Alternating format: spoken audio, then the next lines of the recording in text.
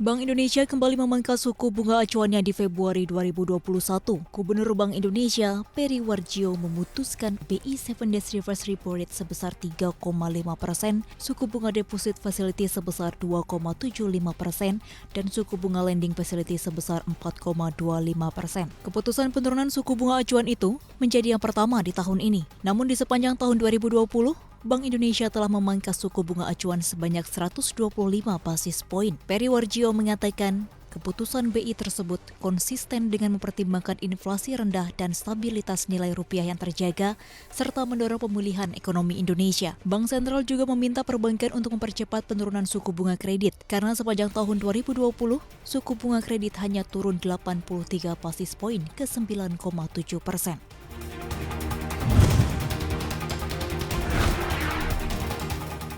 Otoritas Jasa Keuangan telah menyiapkan landasan aturan terkait pendirian bank digital. Modal minimum pendirian bank digital di tanah air dijajaki sebesar 10 triliun rupiah. Direktur Eksekutif Penelitian dan Pengaturan Perbankan OJK, Anung Herlianto menyatakan, beli terkait bank digital tersebut ditargetkan akan terbit pada pertengahan tahun ini. Anung menambahkan, rancangan aturan mengenai bank digital masih dalam fase rule-making rule dengan stakeholder terkait. Berdasarkan kajian, OJK menegaskan bentuk bank digital di Indonesia akan terdiri menjadi dua bank. Pertama, bank yang sudah existing diizinkan untuk merambah bisnis bank digital. Kedua, bank baru yang memang sengaja didirikan untuk menggarap bisnis sebagai bank digital.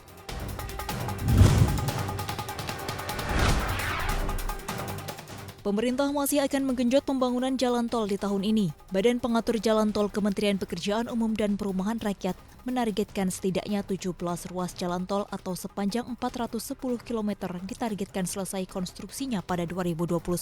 Jalan tol itu diantaranya Jalan Tol Non-Trans 115,8 km, Jalan Tol Jabodetabek 101,6 km, dan Jalan Tol Trans Sumatera 192,4 km. Kepala BPJT PUPR Danang Parikesit mengatakan penyelesaian belasan ruas tol di tahun ini akan mendapatkan dukungan dari perbankan. Sedangkan adanya Indonesia Investment Authority akan mendorong finansial badan usaha jalan tol. Meski di tengah pandemi, Danang juga memastikan pembangunan jalan tol tidak ada yang dihentikan dan terus melaju, sehingga target penyelesaian konstruksi bisa dirampungkan.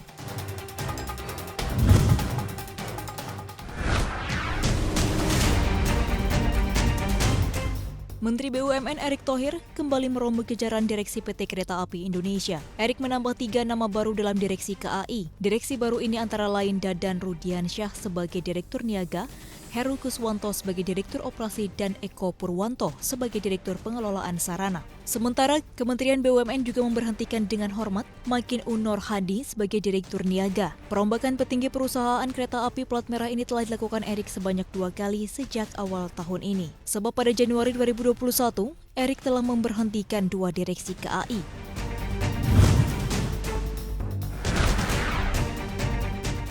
Facebook memutuskan untuk tidak lagi menyediakan konten berita Australia yang berasal dari media lokal ataupun internasional per 17 Februari 2021. Pengumuman ini merespon rancangan undang-undang baru di Australia yang bakal memaksa platform teknologi membayar royalti ke penerbit berita atas konten pemberitaan yang ditayangkan. Tidak hanya Facebook, Google juga mengancam menutup mesin pencarinya dari Australia jika rancangan undang-undang mendapat lampu hijau. Namun sejauh ini, Google berusaha mencari kesepakatan dengan beberapa media lokal. Keputusan Facebook atau memblokir media Australia disayangkan pemerintah setempat yang menilai Facebook telah merusak citranya sendiri di negeri kanguru.